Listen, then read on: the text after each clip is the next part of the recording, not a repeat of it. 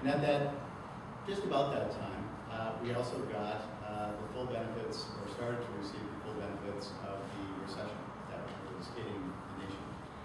So we had a governor who had campaigned on, among other things, universal pre-kindergarten, free community college. So those were just a couple of very big ticket items that I would mention, and now had a whole set of other priorities that we wanted to undertake. And then we had an economy and plummeting revenues that in no way, shape, or form would be able to sustain the kind of investments that we were looking to make. So we really had to quickly change, frankly, our way of looking at what we were going to do in the near term by way of education reform. And one of the things that the governor is fond of saying, and was very fond of saying during that particular period, is that we really can't let the opportunity of this crisis pass us by. And so we had to think a little bit differently about how we were going to go about education reform. We no longer had the ability to think about new resources at all.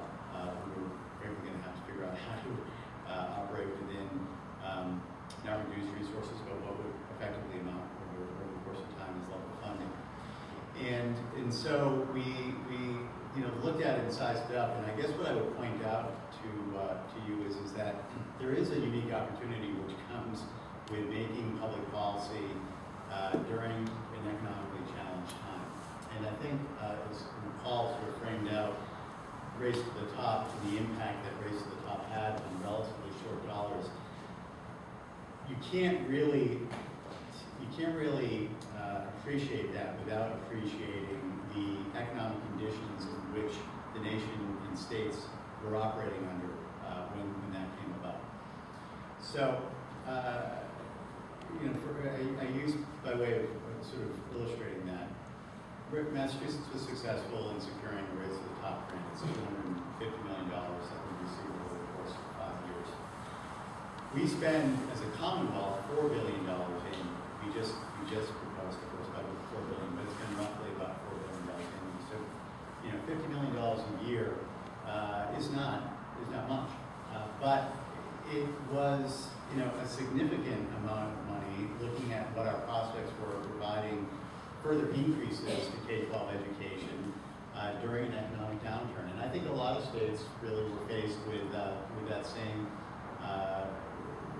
sort of choice, is sizing up the Race to the Top opportunity, not just in terms of furthering education reforms, and specifically the sort of subset of education reforms that were embodied in Race to the Top, but looking at what kind of opportunity you had to fund initiatives and whether or not you were going to be able to self-fund it. And the answer to that was no, you weren't going to be able to do that. And so Race to the Top came along at exactly the right time. I'm not sure that if it had happened 5 years earlier, that the same impact would have been felt nationally that we've seen as a result of its timing.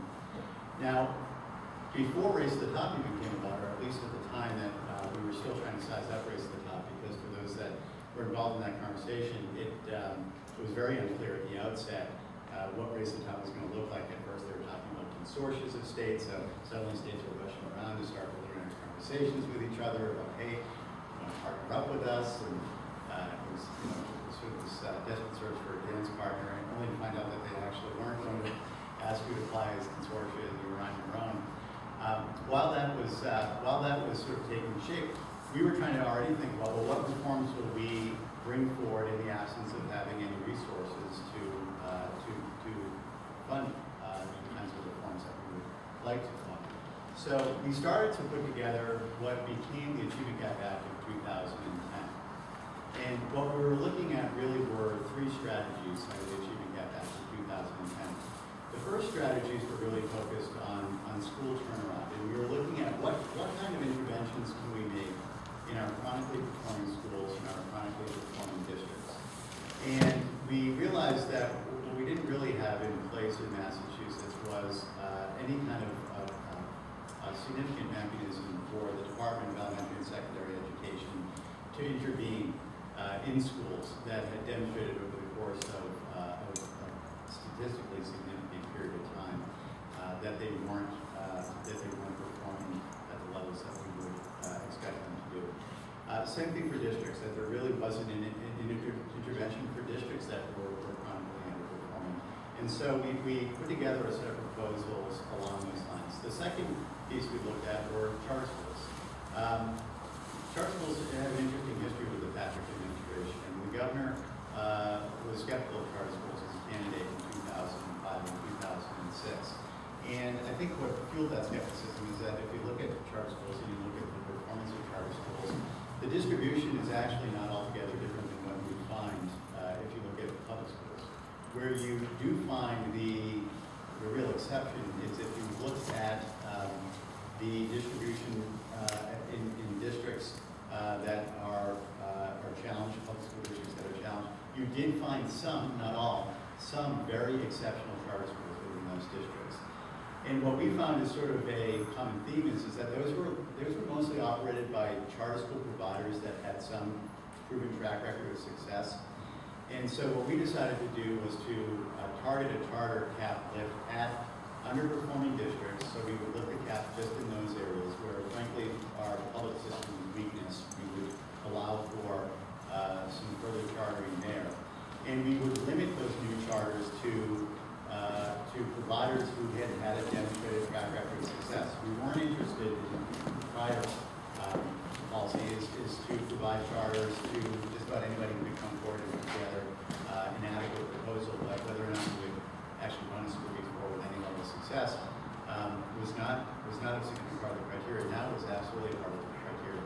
And we were going to enforce that those charter schools that we did authorize, the new charter schools, did a much better job of recruiting from within their district in a way that would provide a student body that was representative of the communities that they were in. And that was really intended to get at the argument that the charters are skimming, that there was somehow a skimming phenomenon that was occurring that was really bolstering charters. So that was the second piece of it. And the third piece was actually related to the charter piece, which was charters are good, and good charters are good, and we want students to be in good schools, so we have no objection to that. But we're not really going to be able to charter our way out of the challenges that our public school system is facing, and there really is not an ability to create enough charters to do that. I don't know if this statistic is true. I know it was when we were working on passing the Human Gap Act, but only 3% of students in Massachusetts are in charter schools. So what do we do about the other 97%, and how do we bring about the kinds of changes within the curriculum and within the school day that charters have been very good at doing, and bring those to our traditional public schools. And so we developed a proposal which became known as the Innovation School Proposal, which in effect created in-district charters, which kept the money in those schools, which actually helps with the political challenge that we face in terms of the outflow of funding from our public schools to charter schools, which is one of the great tensions that creates so much heat around that issue. And it rests upon a policy in which the proposal needs to be developed by the school committee and by the superintendent or representative of the superintendent and the teachers union. And it requires a 2/3 vote, so no one single party can stop it from going ahead. But it does mandate that conversation take place. And we've actually seen a lot of success around that. We've had, over the course of now only a year and a half of this experiment, 30 innovation school proposals come forward, which is significantly higher than the number of charter schools that have come forward. And so we're very optimistic that we're going to see further progress in that area. The last piece excuse me, the piece I want to highlight on that last area, whether it be Race to the Top, or the Achievement Gap Act, or the Common Core curriculum, or innovation schools, one thing that we've really prided ourselves on in Massachusetts is that we really do endeavor to reform with the field as opposed to the field. And far too often, I think the debate around all of these issues progresses to a sense of that it's a labor management struggle. And the fact of the matter is that Massachusetts really can tout itself as being the national education leader, and in some cases internationally competitive, although we have lots of room for growth. And we've done it in what is one of the most unionized states states in one of the strongest labor states in the nation. And we've done it because we continue to work with labor. At every step of the way, we work with labor on all these. Not that we've had unanimity on most of these issues, but we have figured out a way to maintain a healthy conversation with labor as part of that process. And so I think in terms of thinking about most of what we heard in some of the earlier presentations was around the history of education and litigation. I do, I think, sympathize with what Professor Heckman is saying, that in some respects I'm not so sure that our greatest gains are to be achieved in the area of litigation, or that the best roles or most effective roles for attorneys in thinking about education reform are really in the areas of litigation. I've covered most of these pieces already, but I guess I wanted to finish with a couple of other things. So we achieved in 2010 the Achievement Gap Act, and as I mentioned, we had a set of strategies that are there. We have seen now more charters come online with proven providers. We're really happy with that. The innovation school piece is going well.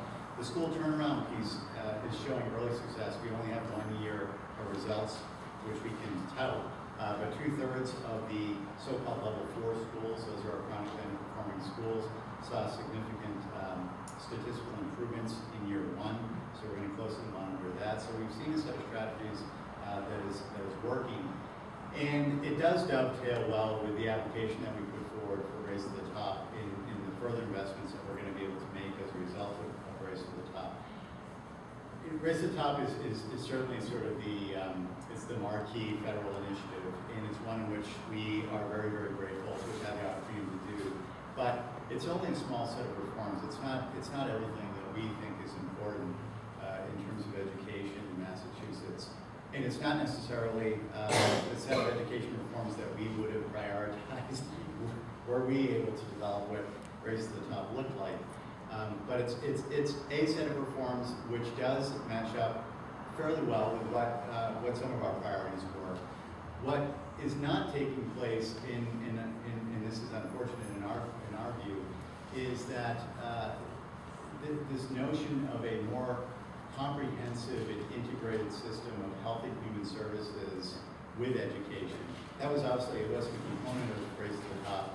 And it's not something that can be done inexpensively, and so it is something that the Commonwealth is sizing up in trying to figure out a way that we can approach this to get at some of the issues that we know are impairing student learning. The fact that students are coming to school in a condition that no one could really ask them to learn and to demonstrate that they are learning on a standardized test is one that we really have to figure out a way to go about. And it gets right at the heart of what Secretary Rebel raised, which is how do we effectively turn over what is a early 20th century model of education based on still an agrarian calendar and match that up with 2012 and what the needs of our students and what our economy is asking for. So as a next set of reforms, or the next chapter beyond the Achievement Gap Act, we're focusing as intensely as we can on our gateway cities, those 24 districts that I referred to earlier, which are largely our urban or large towns. And it's where we find the greatest concentration of students who happen to fall into our achievement gaps. And we're trying to devise some strategies there, which we think, again, these are not the only strategies that we need, but we think are good places to start, around early literacy and around student support counselors. And by that I mean people in schools who have the ability to access all that is available within the community in terms of health and human services and other student supports, to bring that to bear on a student who needs those kinds of resources. A focus on English language learners in particular. I mean, the fact of the matter is we really have done, if you look at the changes over the last 20 years and the improvements that we have made, English language learners remain almost untouched. We've done, there's no other way of putting it, we've done a very poor job of addressing the challenges with English language learners.